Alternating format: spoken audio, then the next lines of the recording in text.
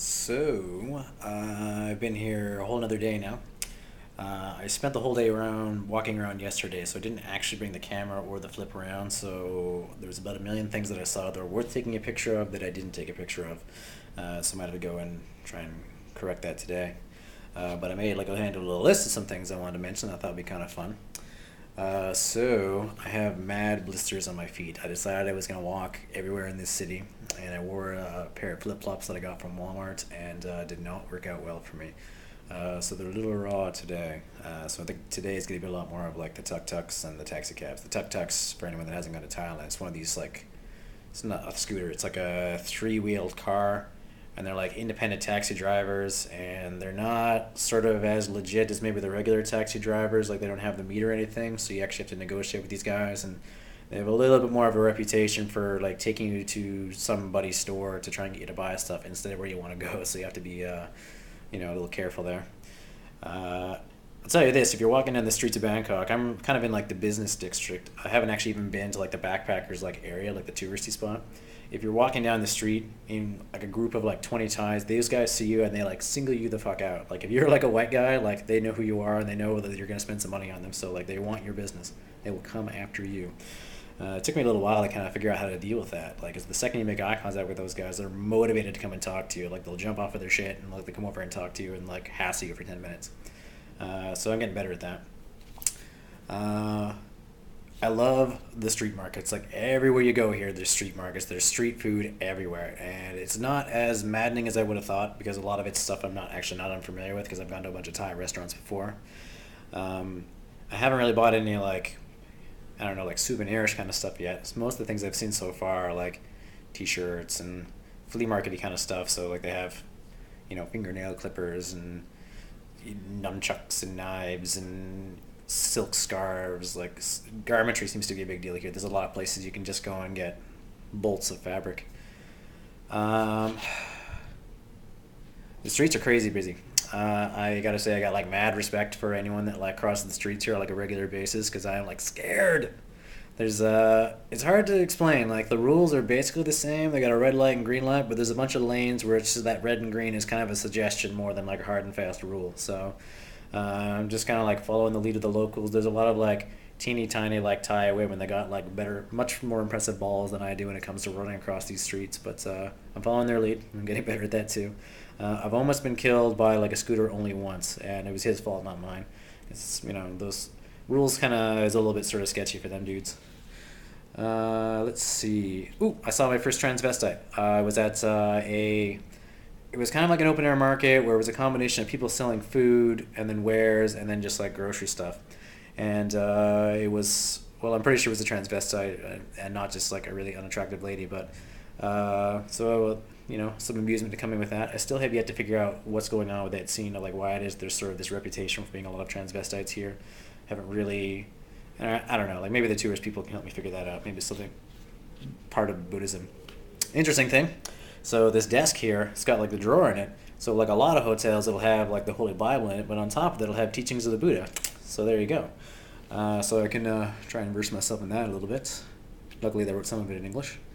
I went and took a walk, and there's a lot of different ways you can go here, but there's this one main drag on Silam Road, which is a main drag that goes down the business district. If you go in the one direction, you kind of start heading towards some of like the bar scene like a little bit. But if you go the other way, you kind of go farther into like the big major hotels. So behind me, I'm looking at this thing that's probably 30 stories tall. It's absolutely beautiful. And you walk a little bit farther that way. There's another hotel called the Shangri-La, which again is really beautiful. It actually backs onto the river, so it has on the front it has access to taxi cabs. On the other side, it has access to the SkyTrain. Behind it has access to like ferries that go up and down the river. This is sort of another one of the ways to get around here. So I jumped in the SkyTrain, and I kind of did this big loop, and ended up at the Siam Center. And the Siam Center is a really big mall. So imagine West Edmonton Mall, but going up instead of side to side. And there's that mall, and then there's two adjacent malls following it, and each one's a little bit different, but they're in a similar scope. So they go up, and so I think the tallest one had about 7 floors. I think they all have about 7 floors. And we're talking to like the range of like, one of them maybe had 150 to the higher, bigger one being maybe 250. And I went to three different ones in a row, and I think there was more down farther than that. And That part of town, I kind of wish they had started there because that's a real example of how maddeningly busy this city can really be, and I really like that. How you can walk on a pedway that is between the SkyTrain and above the ground, so you can see all the millions of little cars and three wheelers and scooters going around, and then just swarms of people everywhere, walking or waiting for buses or jumping in the backs of motorcycles. You'll see if you're a person that likes motorcycles, this city will make you sad because you'll feel like you're the only person that doesn't have a motorcycle. They're everywhere. And that's another one of the ways you can get around. That's probably the cheapest way to get around. If you're willing to jump on the back of someone's motorcycle, you can make a deal with somebody and they'll, take you where you gotta go. But it's probably a little bit more of like the hair-raisingly, like, probably gonna die way to go. But all the locals seem to do it. And which is kind of funny. So when you see men jumping on the back of these things, they'll just kind of, saddle up behind this guy. But when you see women doing it, they're doing that whole like side saddle thing. And to see like a Thai lady, or particularly when you see one of the pregnant Thai ladies, kind of balancing precariously in the back of one of these things, this dude is like zipping around all the cars. Like that's quite a sight to see. And it's usually like a really like, Gucci girl too, like someone that's really like dressed up to the nines. It's really funny to see. Let's see. I have seen a few American style like chains, not as many as I would have thought for being like a major center that this is. I've seen a couple of McDonald's. There's a lot more of that in the big mall, but there's a McDonald's that's maybe a 10-minute walk from here. And you'll see statues everywhere of people doing that sort of, I can't do it because I'm holding the camera, but this sort of prayer thing. Imagine two hands doing this. And that's a combination of a few things. It's a very Buddhist thing, like that's how you'll say thank you, and sort of a little like kind of bow to show reverence to somebody. And Ronald McDonald's out front, and he's doing the thing. And speaking of statues, outside of just Ronald, you can't walk 10 feet in any direction without seeing some sort of little shrine. Like the hotel has a really small one set up front. There's regularly people that'll show up and light an incense or bow. There's a whole series of bigger ones. I must have walked by two or three like actual large Buddhist temples. And these aren't even really like the touristy ones. Like there's ones in the city that are, housing like the world's largest golden Buddha, or the Emerald Buddha is a big one. I haven't had a chance to go that way yet. I haven't really had a chance to do much, it seems like. So I spent the entire day walking, but that was kind of to get like the lay of the land, to sort of get comfortable with what the money actually looks like, and how to negotiate with someone when you don't really speak the language, and a lot of them are pretty sharp on that. A lot of sort of pointing and counting numbers on fingers. I haven't had anything really really outrageous yet. I noticed there was a Popeye's chicken, but it wasn't Popeye's chicken. It was Popeye's squid, but it still had like Popeye the Sailor Man on it. I saw a few chains that looked like they must have been from New Zealand. One was sort of identifying itself, well, something New Zealand chain. I don't know why I'm talking so much about fast food chains. I don't know, like you go to a new city and there's a little while there where it's just kind of like grasp onto the familiar. So it was a bit of like I don't know, like I had to kind of resist the urge just to go and eat nothing but like Canadian, North American style food, because that's kind of why I came here. I wanted to go and try all these other things. Um, Let me see. There is stuff going on 24 hours, which is absolutely true.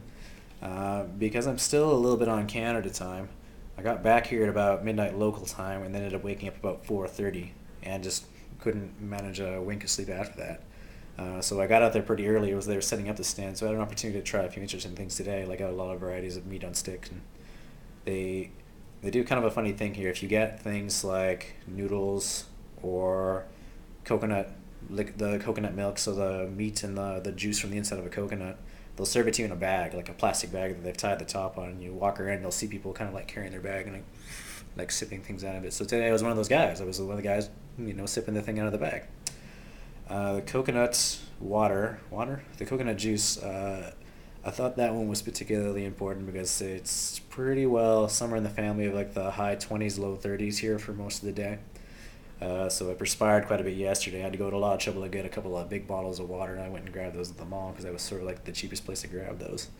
Um, to some degree, the stores are pretty good, but they're still having flooding issues here. So there's a lot of people that have been hoarding things like that. So there's some of these materials and supplies that there's just not as much of as maybe as there would be. When you walk the streets, I think that's kind of reflective in the faces that you'll see, because I haven't really even seen a large number of tourists. I took a walk down the street and saw the backpackers hostel, and there was a couple of guys hanging out down there. Like two guys in particular I remember seeing that were, I think here trained in Muay Thai, like they had all like the Muay Thai digs all ready to go. I got stopped by one other gentleman from, I think he was an American, was asking me for some directions, of which happens to me all the time, but I couldn't really help him out because it was my first year here, basically, too. I was a little bit of sort of the nightlife, like a little bit last night, so I saw a few more of the western phases, kind of in that area, like a combination of nightclub pubs with, like, again, more open air markets, because that seems to be sort of the name of the game here. And the first taxi trip that I took, I did that last night trying to find a particularly large night market, because there's a couple of those around, like the markets that only open up at nighttime, like exclusively. And the guy got me to the area that we thought it was supposed to be, but then I got this out of a guidebook and I couldn't see anything of the like, but where he dropped me off was a few blocks away from where I thought it was supposed to be, but it turned out to be just right next to like a Thai boxing stadium. So I didn't actually get to see any Muay Thai because it was a little bit late for that, but I know where that is, and so that's kind of on my list, right? So you can go and shell out for whatever the ticket is and get to see yourself a couple of bouts, which seems to be pretty cool. And that's another one of those places where if you guys come here, you guys out in the world, there's a lot of people that are really motivated to come and talk to you if you're a tourist. So it was forewarned in my guidebook too that there's a lot of guys out there that will come up and try and sell you on ringside tickets for a bit of a jacked up price, and I'm told you don't really need it. Like the arena itself is not really that big. Like we're not talking about like our football hockey stadium here. They're actually pretty moderate, from what I've seen from the outside at least. But that's on the list, so I will do my very best to check out some Muay Thai. I don't know exactly when that's going to happen, but I will get that done. And the last point on my list was, again, blistering feet. My feet hurt. It's awful. Today is going to be a homework day, I think.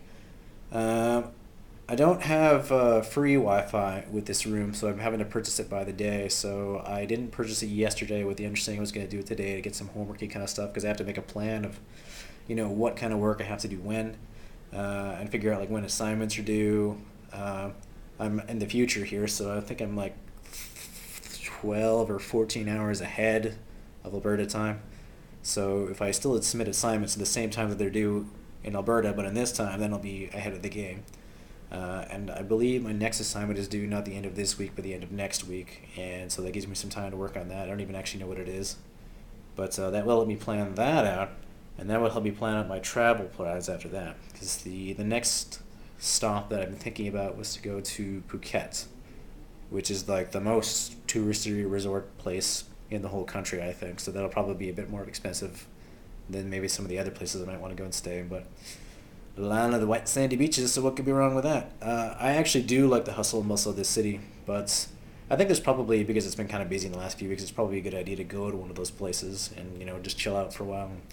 Get some homework done and spend some time on beaches and chat with other tourists when I'm there. And they have this place called James Bond Island that a lot of people have been talking about, and they call it that because they filmed the part of The Man with the Golden Gun there. And there's a bunch of like other many cool little things to go and check out there. A lot of boat tours. I think there's some snorkeling down there you can do. In fact, I think there's a lot of snorkeling you can do down there. Miscellaneous other water fun things. I don't even have actual swimming trunks here, but I will make do. I'll rig something together. I'll MacGyver just something together so I can do for the swimming and the sports and do those kinds of things.